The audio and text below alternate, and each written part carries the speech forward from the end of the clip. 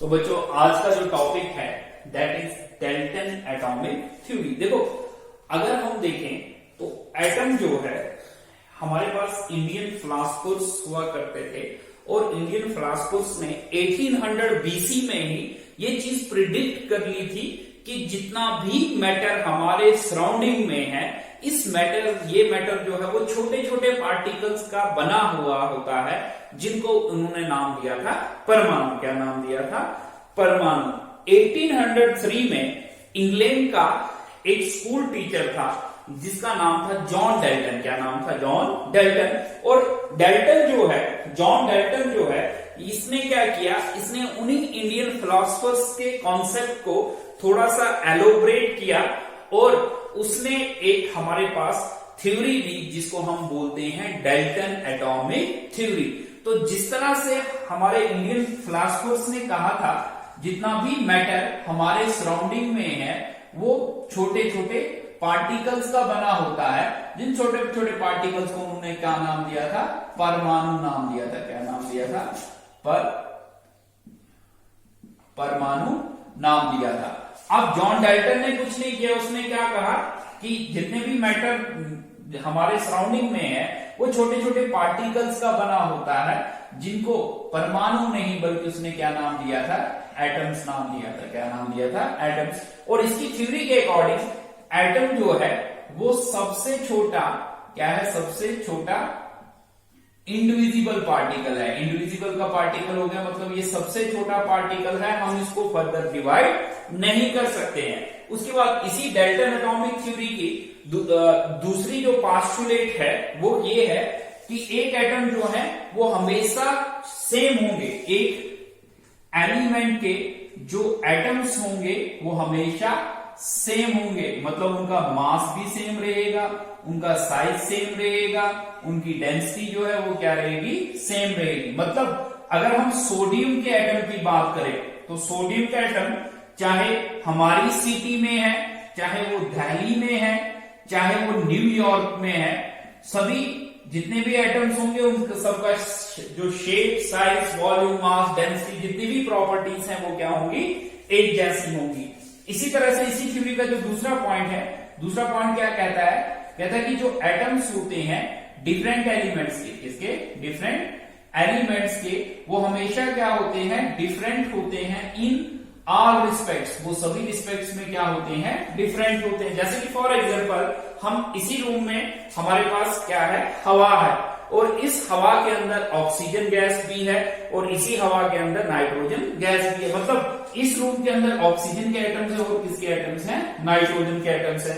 तो ये कहता है कि कभी भी ये ऑक्सीजन के एटम्स का मास, साइज, वॉल्यूम या कोई भी प्रॉपर्टी जो है वो नाइट्रोजन के साथ रिजेंबल नहीं करेगी। फिर इसने कहा कि जो डिफरेंट एलिमेंट्स के एटम्स होते हैं, क्या होते हैं? जो डिफरेंट एलिमेंट्स के एटम्स होते हैं, जैसे कि फॉर एग्जांपल ये ऑक्सीजन का एटम है और ये इसके साथ दो हाइड्रोजन के एटम है, ये हमेशा कंबाइन करते हैं फिक्स रेशियो में। किसमें कंबाइन करते हैं? फिक्स रेशियो में कंबाइन करते हैं बाय मास, और कंबाइन करने पे ये क्या बनाते हैं? कंपाउंड्स बनाते हैं। क्या बनाते हैं? कंपाउंड्स बनाते हैं। ठीक इसी तरह से इसने कहा कि एक एटम जो है ये सबसे छोटा पार्टिकल है मैटर का जो किसमें पार्टिसिपेट करता है? रिएक्शंस। मतलब मैटर्स की जितनी भी रिएक्शंस होती हैं वो किसकी वजह से होती हैं? एटम की वजह से होती हैं। उसके बाद इसने कहा एटम जो है that can be neither created nor be destroyed. Atom जो है ना तो हम उसको बना सकते हैं और ना ही एटम जो है उसको हम क्या कर सकते हैं? डिस्ट्रॉय कर सकते हैं। अब है इसने कहा था कि एक एटम जो है या एक एलिमेंट का जो एटम है that can not be converted into atom of another element. कहता है कि एक एलिमेंट के एटम को हम कभी भी दूसरे एलिमेंट के एटम में कन्वर्ट नहीं कर सकते। मतलब जैसे कि ये ऑक्सीजन का एटम है और ये ऑक्सीजन का एटम जो है इसको कभी भी हम, या ये नाइट्रोजन का एटम है, इस नाइट्रोजन के एटम को कभी भी हम ऑक्सीजन के एटम में कन्वर्ट नहीं कर सकते हैं। तो इसके बाद ये जो जब थ्योरी दी गई, नेक्स्ट है इसके बाद इसकी लिमिटेशंस। तो लिमिटेशंस की बात करें तो अगर हम देखें तो इस थ्योरी के बाद बहुत सारे एटम के मॉडल प्रपोज किए गए जिनमें ये बताया गया कि एटम जो है वो खुद में एक छोटा पार्टिकल नहीं है, बल्कि एटम के अंदर भी दूसरे सब एटॉमिक पार्टिकल्स होते हैं। जैसे फॉर एग्जांपल आपके पास एटम के अंदर इलेक्ट्रॉन्स होते हैं, प्रोटॉन्स होते हैं, न्यूट्रॉन्स होते हैं। तो इसका मतलब एटम खुद से एक छोटा पार्टिकल है, लेकिन सबसे छोटा पार्टिकल नहीं है। एटम के अंदर और भी बहुत सारे सब एटॉमिक पार्टिकल है।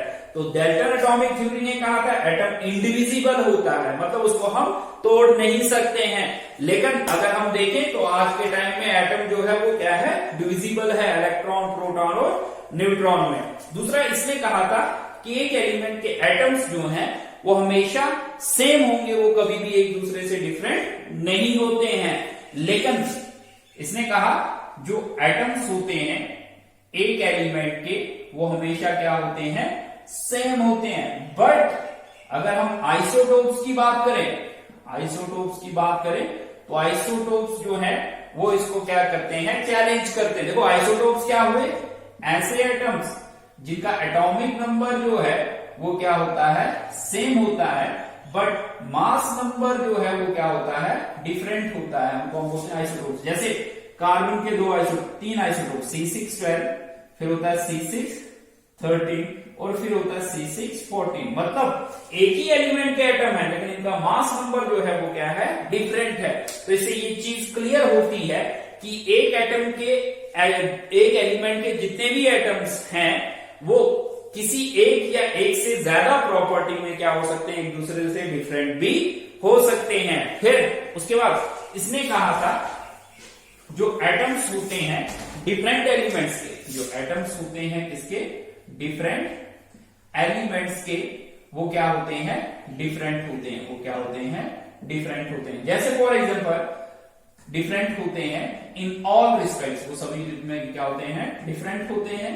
लेकिन इसमें हमारे पास इसकी चैलेंजिंग जो चीज आई दैट इज आइसोबार्स। देखो आइसोबार्स क्या हुए, डिफरेंट एटम्स जिनका एटॉमिक नंबर जो है वो डिफरेंट होता है और मास नंबर जो है वो क्या होता है, सेम होता है। जैसे आर्गन, आर्गन का मास नंबर, ये एटॉमिक नंबर लिख लेते हैं, एटॉमिक नंबर 18 और कैल्शियम एटॉमिक नंबर 20। इसका मास नंबर जो है वो होता है 40 और इसका मास नंबर भी कितना है, 40। मतलब हालांकि दो डिफरेंट एलिमेंट्स के एटम्स हैं लेकिन उनका मास नंबर जो है वही वो क्या आ रहा है, सेम आ रहा है। तो मतलब एक एलिमेंट के जो डिफरेंट एलिमेंट्स के एटम्स जो हैं वो एक दूसरे के जैसे हो सकते हैं इन वन और मोर रिस्पेक्ट, एक या एक से ज्यादा प्रॉपर्टीज में वो एक दूसरे के जैसे हो सकते हैं। फिर इसने ये तो कहा कि एटम्स कंबाइन करेंगे,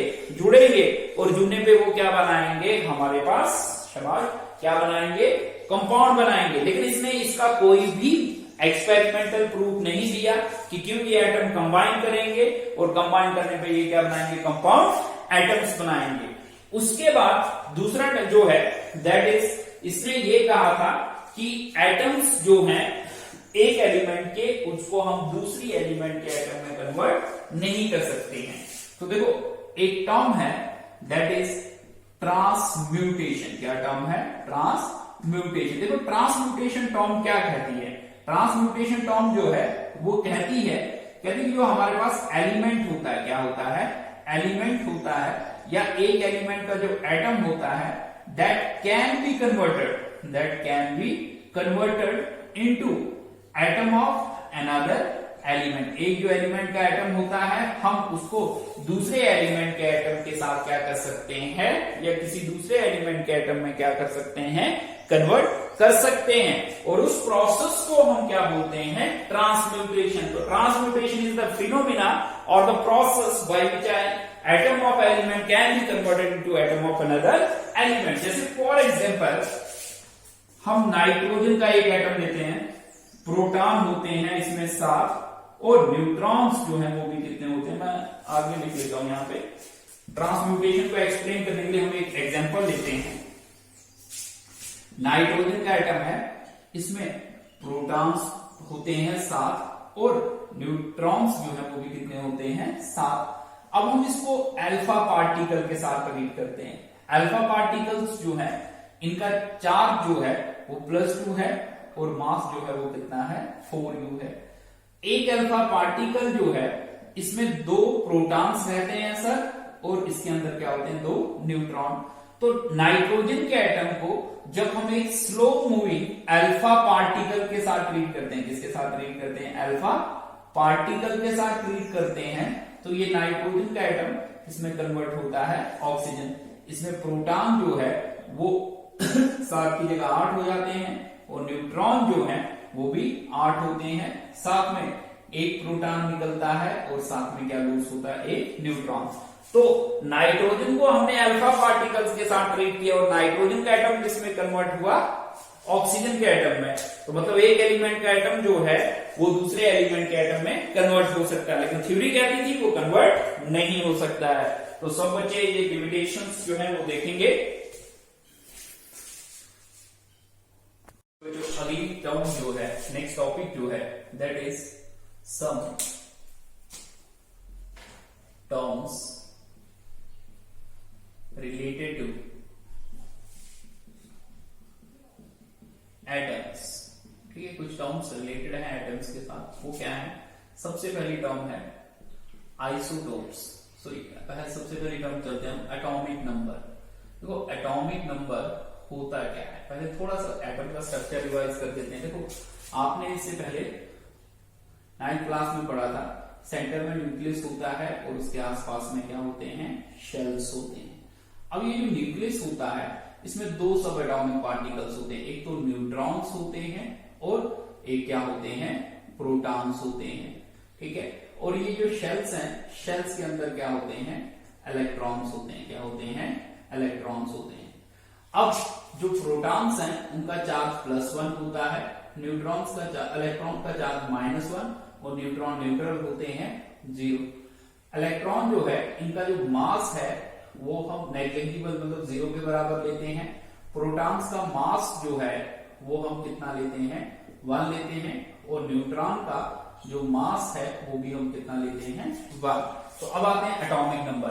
तो एटॉमिक नंबर जैसे कि आपको पता है एक एटम जो है उसका जो न्यूक्लियस है उस न्यूक्लियस के अंदर कितने नंबर ऑफ प्रोटॉन्स है वही क्या होता है उसका एटॉमिक नंबर होता है। मतलब सिंपली एटॉमिक नंबर जो है that is equal to number of proton. एक जो एटम है उसके न्यूक्लियस में कितने प्रोटॉन्स है वही क्या होगा उसका एटॉमिक नंबर होगा। जैसे फॉर एग्जांपल ये हमारे पास सोडियम का एटम है, किसका एटम है सोडियम का एटम है। इसके में हमारे पास 11 प्रोटॉन्स होते हैं और 12 क्या होते हैं न्यूट्रॉन्स होते हैं। और पहले शेल में 2 इलेक्ट्रॉन, दूसरे में 8 और जो तीसरा शेल होता है उसमें 1 इलेक्ट्रॉन होता है। कितने इलेक्ट्रॉन होते हैं 1 इलेक्ट्रॉन। अब ध्यान देना इधर, अब जो एटॉमिक नंबर आएगा किसका सोडियम का, कितने प्रोटॉन है भाई इसमें 11, तो 11 क्या होगा इसका एटॉमिक नंबर होगा। इसी तरह से हमारे पास दूसरी टर्म जो है that is mass number. Mass number क्या होता है simply some of protons and neutrons. हमारे पास जो एक एटम का न्यूक्लियस होता है उसमें कितने प्रोटॉन्स है प्लस कितने न्यूट्रॉन्स हैं वो क्या होता है मास नंबर।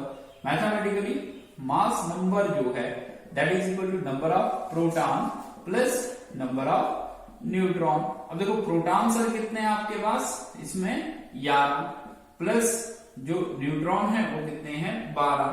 तो देखो जो मास नंबर होगा किसका सोडियम का that is equal to proton 11 neutron 12, mass number कितना होगा 23।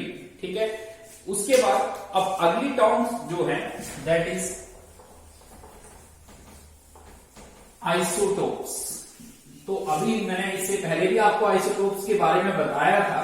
देखो आइसोटोप्स होते क्या है, आइसोटोप्स होते क्या है मैंने अभी आपको बताया, ऐसे एटम्स जिनका एटॉमिक नंबर जो है वो तो क्या होता है सेम होता है बट मास नंबर जो है वो क्या होता है डिफरेंट होता है। उन एटम्स को हम क्या बोलते हैं आइसोटोप्स। जैसे फॉर एग्जांपल हमारे पास कार्बन जो है उसके नेचर में 3 तरह के एटम्स पाए जाते हैं। कितनी तरह के? 3 तरह के एटम्स पाए जाते हैं। कुछ एटम्स में हमारे पास 6 प्रोटॉन होते हैं और 6 न्यूट्रॉन होते हैं। कुछ एटम्स में 6 प्रोटॉन और 7 क्या होते हैं? न्यूट्रॉन। और कुछ में 6 प्रोटॉन होते हैं और 8 क्या होते हैं? न्यूट्रॉन। अब देखो इसमें प्रोटॉन 6 हैं, इसलिए इसका एटॉमिक नंबर जो है वो कितना होगा? 6। और मास नंबर जो है दैट इज इक्वल टू 6 + 6, मतलब number of proton plus number of 12।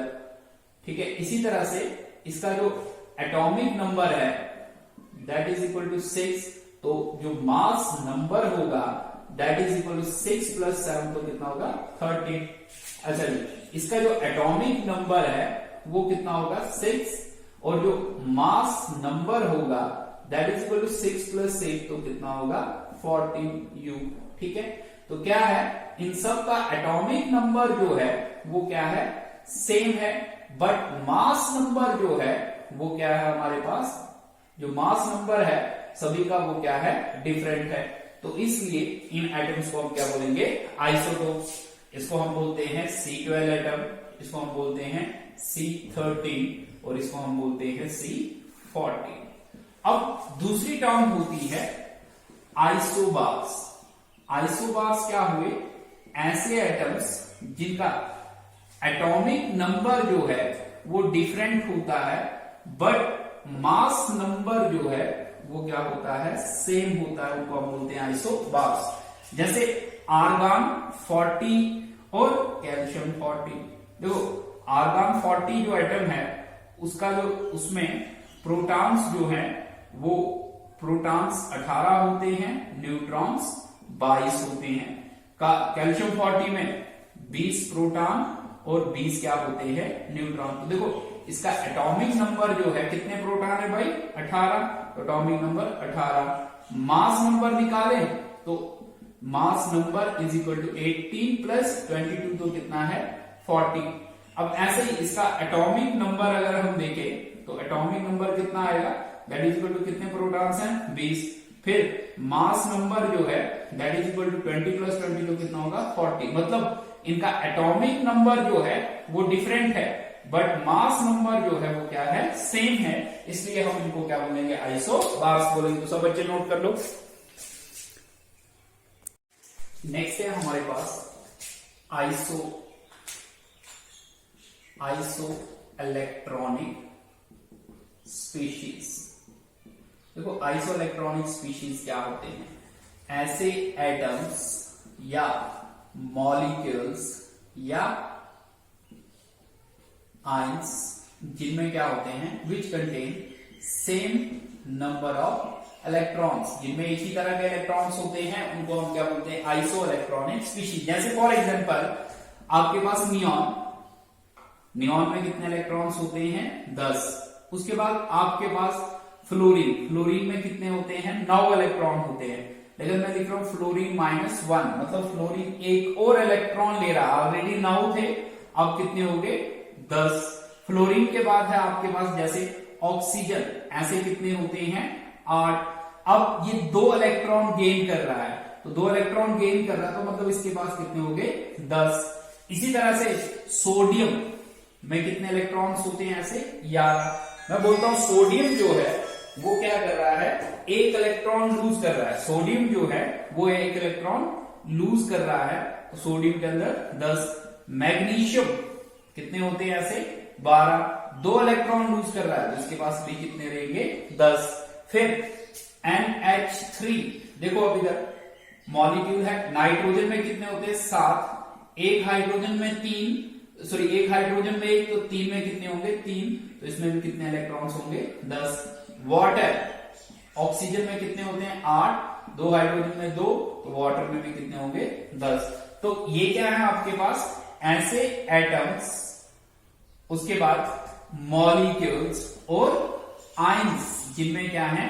Same number of electrons हैं, उनको हम क्या बोलते हैं? आइसो इलेक्ट्रॉनिक स्पीशीज बोलते हैं। ठीक है, अब अगली टर्म्स जो हम पढ़ने जा रहे हैं that is atomic mass, molecular mass और आयनिक मास। ठीक है। तो उसके लिए पहले सिंपल सी एग्जांपल आप समझेंगे।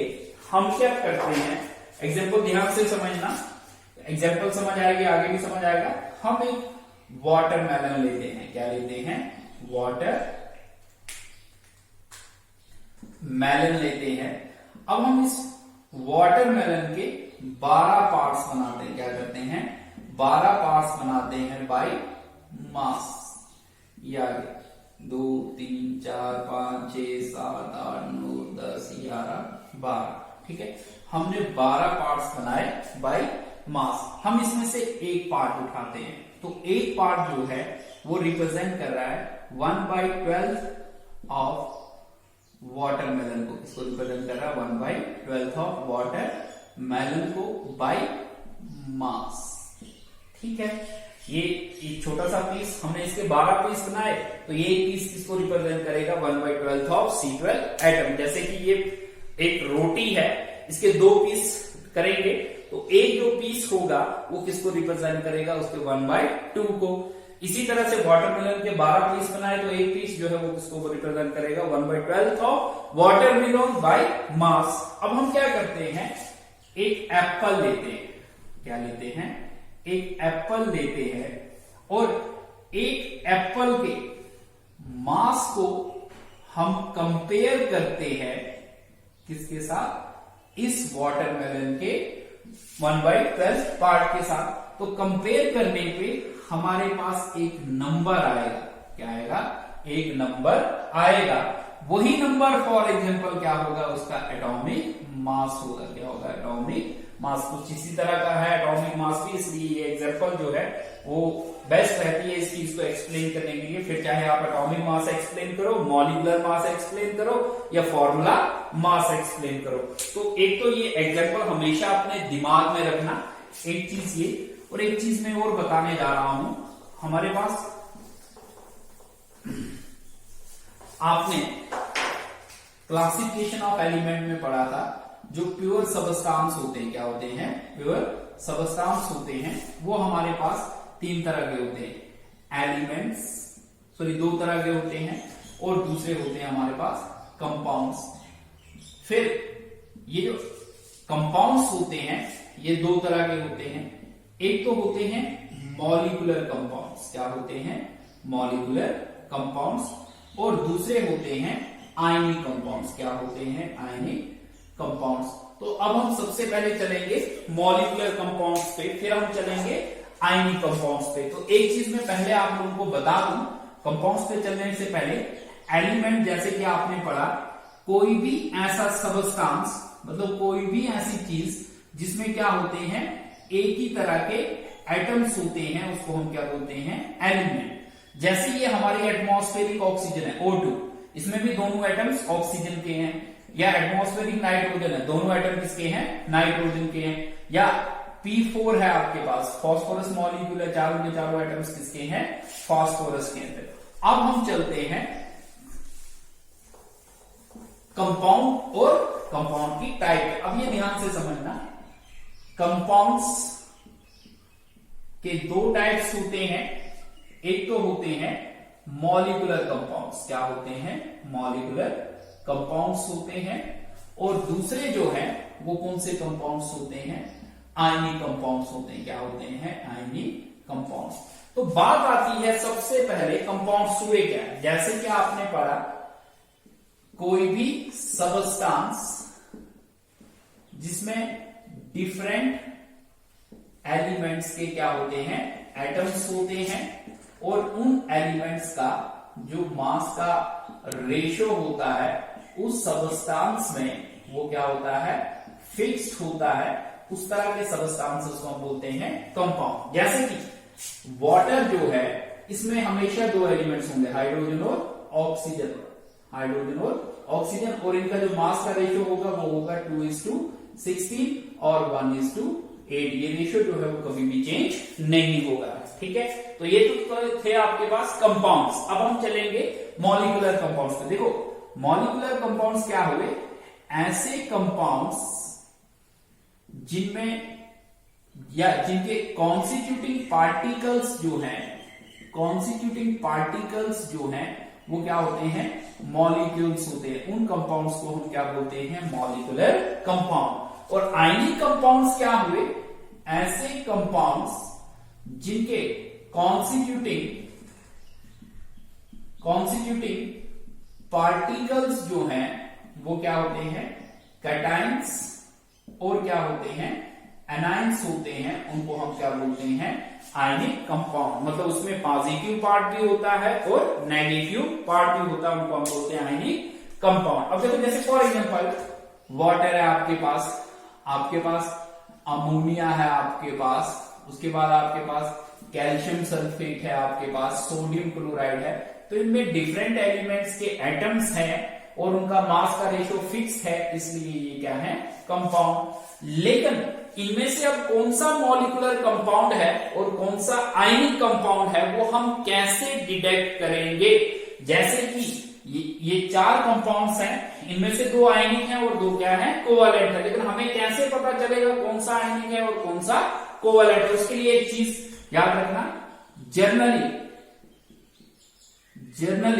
जो मॉलिक्यूलर कंपाउंड्स होते हैं, क्या होते हैं, मॉलिक्यूलर कंपाउंड्स होते हैं। मॉलिक्यूलर कंपाउंड्स में क्या होता है, डिफरेंट नॉन मेटल्स होते हैं। क्या होते हैं, डिफरेंट नॉन मेटल्स होते हैं। जैसे फॉर एग्जांपल मैं वाटर ही ले लेता हूं, तो वाटर के अंदर 2 एलिमेंट्स है, हाइड्रोजन और ऑक्सीजन। ये भी नॉन मेटल है और ऑक्सीजन भी क्या है, नॉन मेटल है। या ग्लूकोज है आपके पास, C6H12O6, तो कार्बन भी नॉन मेटल है, ये भी नॉन मेटल है, ये भी नॉन मेटल है और ये भी नॉन मेटल है। तो मतलब इनमें नॉन मेटल्स है, इसलिए कौन सा कंपाउंड है, मॉलिक्यूलर कंपाउंड है। अब बात आती है आयनिक कंपाउंड।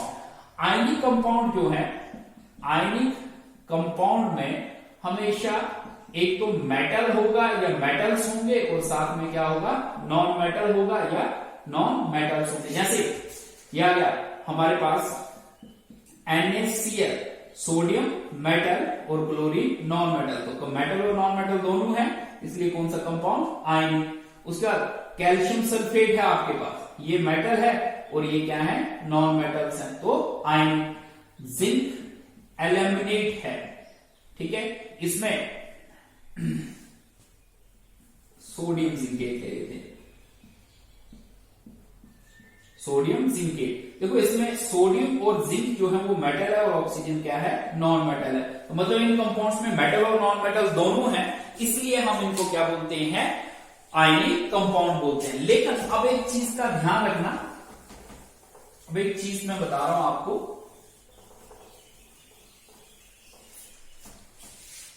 जो आयनिक, जो मॉलिक्यूलर कंपाउंड्स होते हैं, क्या होते हैं, मॉलिक्यूलर कंपाउंड्स होते हैं, उनका जो फॉर्मूला होता है उसको हम एक्सप्रेस करते हैं in the form of molecular formula. किसकी फॉर्म में एक्सप्रेस करते हैं, मॉलिक्यूलर फॉर्मूला। और आयनिक कंपाउंड्स का जो फॉर्मूला होता है उसको एक्सप्रेस करने के लिए हम टर्म यूज करते हैं फॉर्मूला यूनिट। क्या यूज करते हैं, फॉर्मूला यूनिट। हालांकि दोनों चीजें सिंबॉलिकल रिप्रेजेंटेशन होती हैं, लेकिन सिर्फ डिफरेंशिएट करने के लिए मॉलिक्यूलर कंपाउंड्स के लिए टर्म मॉलिक्यूलर फॉर्मूला यूज की जाती है और आयनिक कंपाउंड्स के लिए फॉर्मूला यूनिट टर्म यूज की जाती है। एक चीज। अब दूसरी चीज का ध्यान रखें, जो हमारे पास मॉलिक्यूलर कंपाउंड्स होते हैं उनका मास जो है उसको एक्सप्रेस करने के लिए टर्म यूज की जाती है मॉलिक्यूलर मास। कौन सी टर्म यूज की जाती है, मॉलिक्यूलर मास। लेकिन जो आयनिक कंपाउंड्स होते हैं इनका मास जो है उसको एक्सप्रेस करने के लिए हम टर्म यूज करते हैं फॉर्मूला मास। ये फॉर्मूला मास क्या होता है या मॉलिक्यूलर मास क्या होता है, ये हम अपनी नेक्स्ट क्लास में, मतलब जो अभी हम पढ़ेंगे इसके बाद उसमें डिस्कस करेंगे। फिलहाल आप ये नोट कर लो।